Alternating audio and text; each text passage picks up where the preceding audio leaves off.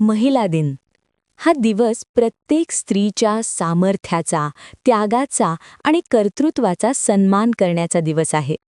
स्त्री ही फक्त घर सांभाळणारी व्यक्ती नाही, तर ती कुटुंबाची शक्ती असते. आई म्हणून ती मुलांचे भविष्य घडवते, बहीण म्हणून आधार देते, पत्नी म्हणून साथ देते आणि समाजात अनेक क्षेत्रांमध्ये आपली छाप सोडते.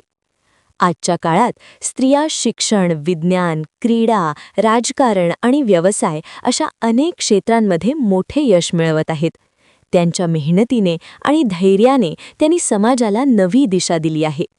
आपल्या समाजात स्त्रीचा सन्मान होणे खूप महत्त्वाचे आहे, कारण जिथे स्त्रीचा सन्मान होतो तिथेच समाजाची खरी प्रगती होते.